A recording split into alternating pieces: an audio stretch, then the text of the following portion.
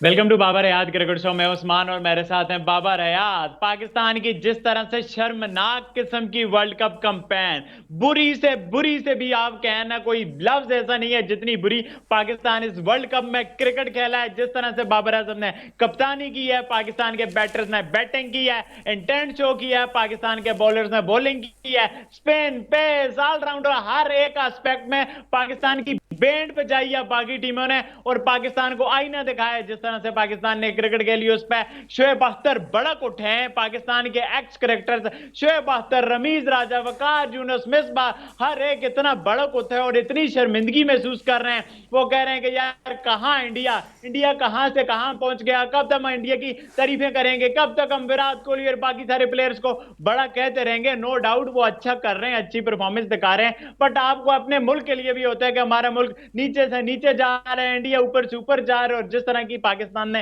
Ending note में भी performance दिखाई, उस बारे में भी आप लोगों के साथ डिटेल से बात करेंगे। आप लोगों को वीडियो अच्छी लगे तो चैनल को सब्सक्राइब करके बेल आइकन पे क्लिक करना। बाबर भाई, पाकिस्तान की शर्मिंदगी वाली कैंपेन तो हुई, बट पाकिस्तान में लोग सीख पाए, पाकिस्तान में लोग इनको स्पेयर करने के लिए रेडी नहीं है। वो कहते हैं भाई इनकी ऐसी की तैसी कर देंगे, ये आए तो सही पाकिस्तान।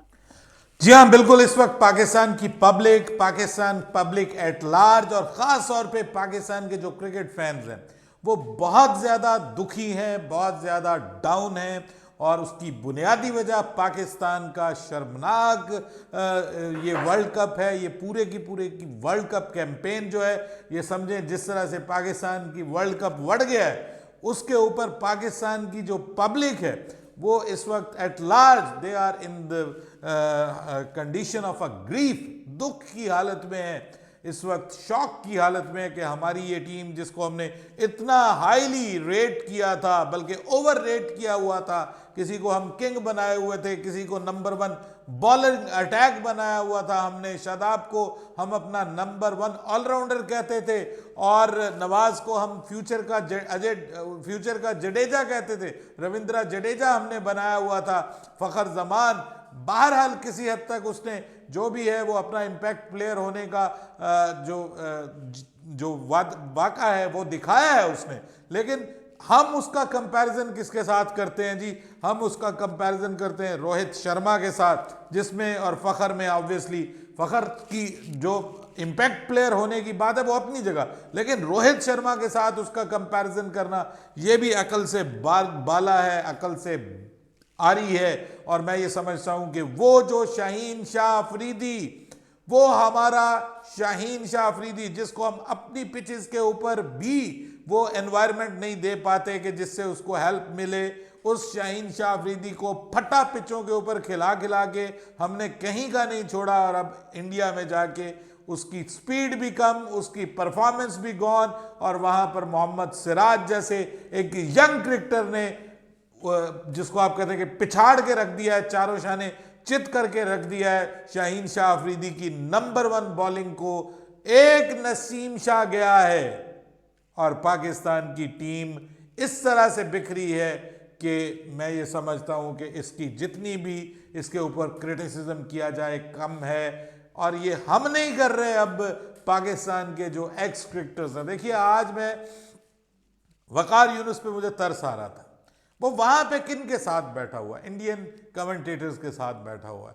और Indian commentators obviously they are happy कि पाकिस्तान की टीम के साथ जो भी हुआ, मतलब जिस तरह से भी हुआ, वो तो खुश हो रहे हैं। आपको पता है कल आकाश चोपड़ा ने क्या पाकिस्तान के बारे में कहा, पाकिस्तान जिंदाबाद, ठीक है, वो उसने कहा। इरफान पठान, जारी बात है वो ये जो लोग हैं ये ऑब्वियसली दे आर हैप्पी कि पाकिस्तान की टीम को इतना सर पे चढ़ाया हुआ था, अब एक्सपोज हो गई है इंडिया के अंदर, तो उनको अपनी जगह पे खुशी होती, जैसे पाकिस्तान के क्रिकेटर्स को खुशी होती जब आप इंडिया को हराते हैं या इंडिया की टीम उस तरह से होती है। तो ये एक नेचुरल चीज़ है।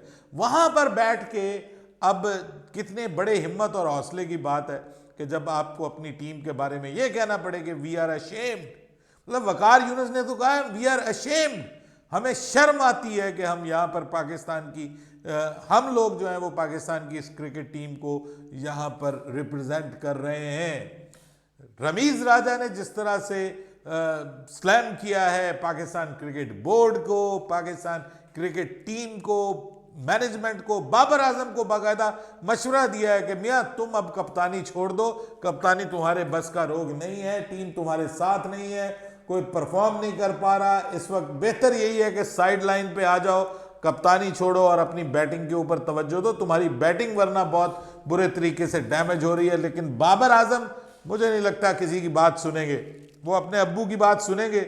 आपको याद होगा अब्बू बाहर बिरयानी का डब्बा लेके बैठे होते थे और बाबर आजम अंदर खेल रहा होता था और अब्बू बाहर खुद बिरयानी नहीं खाते थे, बाबर आजम को खाना खिलाया करते थे। तो बाबर आजम अब्बू की इस कुर्बानी को बिल्कुल नहीं भूलेंगे, इसलिए अब्बू का मशवरा मानेंगे और अपनी डिटाई पे कायम रहेंगे। भले शोएब अख्तर बेहोश हो जाए गिर के, रो रो के बेहोश हो जाए, वसीम अकरम की शुगर लो हो जाए, मिसबा उल हक का ब्लड प्रेशर हाई हो जाए और वकार यूनुस वहां पर बैठा बैठा और रमीज राजा उनके ताने सुन सुन के बेहोश हो जाए और उनको एम्बुलेंस पे पाकिस्तान लेके लाया जाए, बाबर आजम फिर भी कप्तानी नहीं छोड़ेगा। शेर का बच्चा, कागजी जहाज ये नहीं छोड़ेगा। उस्मान मियां ये डिटाई में भी किंग है, किंग ऑफ डीटपन। इनका वो हाल है ना कि ली तो हमने नहीं थी, पीसीबी ने कप्तानी दी थी तो अब लेगा भी पीसीबी, इनका तो वो हाल है। इनकी अपनी तो कोई इज्जत नफ्स नहीं है, ये तो आगे से ये वाले स्टेटमेंट देते हैं। और बदकिस्मती की बात यह है, बाबर आजम ने अपने क्रिकेट के मशवरे अपने अब्बू से, अपने भाइयों से, फैमिली वाले ऐसे लोगों से, मतलब इनसे किए इसी बात के उन्होंने उसको अहमकों की जन्नत में रखा, क्योंकि जब वो सब बाबर आजम को चूस रहे थे, लूट रहे थे। बाबर आजम बेचारा अगर अपने करीब, जिस तरह कैरियर के शुरू में हफीज उसके करीब था, सरफराज उसके करीब था, शुएब मलिक उसके करीब था, आप देखिए बाबर आजम का परफॉर्मेंस चलो उतना इंपैक्टफुल नहीं था, बट कोई बुरी परफॉर्मेंस भी नहीं थी। स्टार्ट उसका एक तरह से अच्छा हुआ था, अगर वो सीखने की सीढ़ी चढ़ता, वो बेचारा सीखने के बजाय स्टार्डम ब्रांडिंग करें, ये नंबर 1 हो गया। आप मुझे बताएं, शुमन गिल ने कोई इंस्टाग्राम स्टोरी लगाई है, सिराज ने कोई स्टोरी लगाई है, मैं नंबर 1 हो गया? There am is very clear. Sky ने कभी स्टोरी लगाई है वो इतने अरसे से T20 नंबर 1 बैटर है? मतलब there am is very clear. यहाँ बाबर शाहीन नंबर 1 आते हैं, चाचे मामे फूफियां ताए, हर कोई स्टेटस ब्रांडिंग, ये हो गया वो हो गया। यार कोई कब जिताया? ये हारिस रऊफ ने, शाहीन शाह अफरीदी ने कोई कप जिताया? किसी अच्छी टीम को 60 पे आउट किया? आज इंडियन बॉलिंग लाइनअप का क्यों दबदबा है? उन्होंने श्रीलंका को जिस तरह से आउट क्लास किया, जिस तरह से साउथ अफ्रीका को किया, जिस तरह से वो इंपैक्टफुल विकेट ले रहे हैं, अब टॉप 5 बॉलर में आपको शाहीन शाह अफरीदी भी नजर आ जाएगा, बट शाहीन शाह अफरीदी की अर्ली विकेट्स कोई नहीं है। शाहीन शाह अफरीदी की सारी विकेट वो टेल और वो सारा कुछ, तो वही बदकिस्मती है बाबर भाई कि पाकिस्तान टीम के आपको जिसकी भी, अब बाबर की भी 4 50s हैं आपको, अब बंदा क्या नहीं नहीं, अब वो इम्पैक्ट क्या है? एक वो टच टच वाली है, बाकी सारी तो लूजिंग काज में। ये हाल है अफसोस के साथ, मतलब देखिए इम्पैक्ट का बात यह है मतलब कि अभी तक नहीं ये वो समझ रहे। वक्त है कि पाकिस्तान को इंडियन क्रिकेट से सीखने की जरूरत है, शदीद सीखने की जरूरत है, शदीद।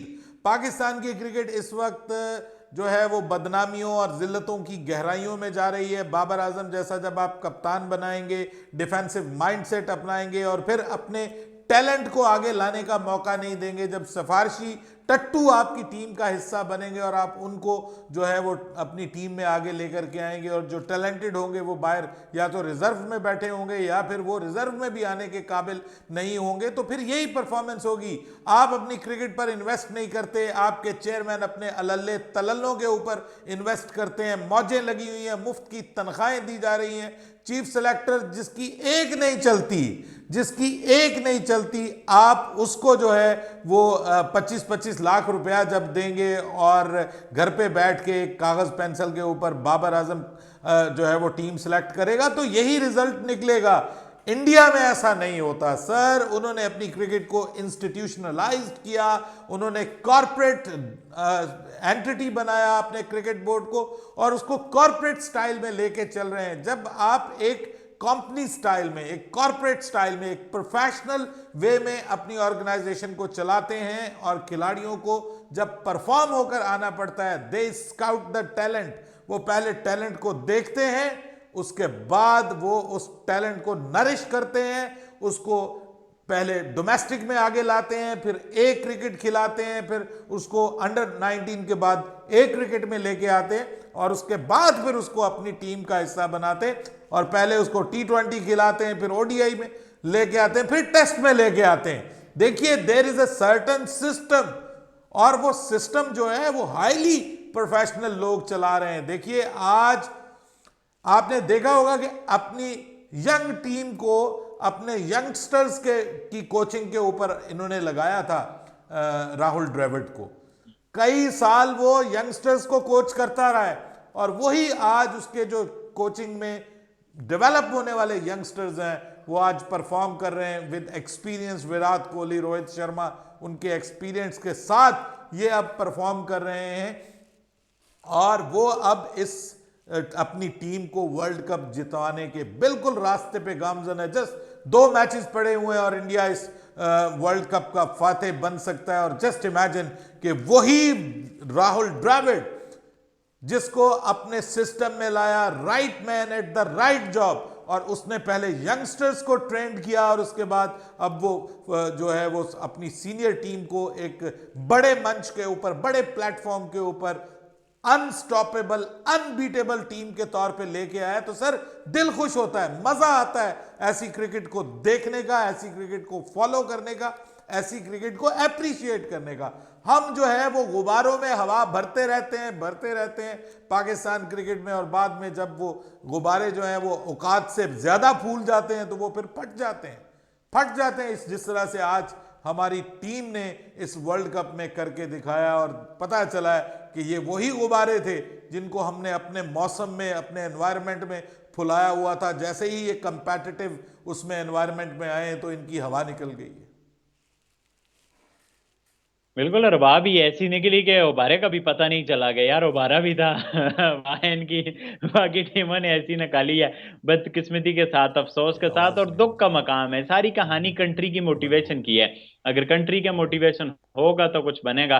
बहरहाल यार, आप लोग बताओ, आप लोगों का क्या पॉइंट ऑफ व्यू है सारे सिनेरियो के बारे में, जिस तरह से पाकिस्तान के एक्स क्रिकेटर्स अफसोस के साथ बयान दे रहे हैं कि यार ये क्या किया। ताजियत जैसा समा बनाए हुए वो तो पाकिस्तान ने कहा हर वर्ल्ड कप में, हर टूर्नामेंट में, हर आईसीसी इवेंट्स में। इस बारे में अपना पॉइंट ऑफ व्यू लाजमी नीचे कमेंट करके बताना। वीडियो अच्छी लगे तो चैनल को सब्सक्राइब करके बेल आइकन पे क्लिक करना। इंशाल्लाह नेक्स्ट वीडियो में आप लोगों से मुलाकात होती है। तब तक के लिए अल्लाह हाफिज।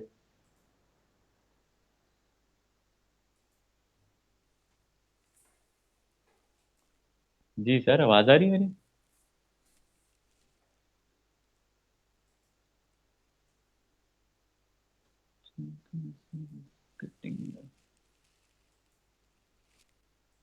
आवाज आ रही है मेरी बाबू भाई?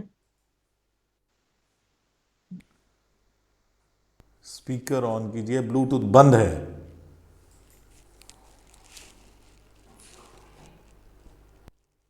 जी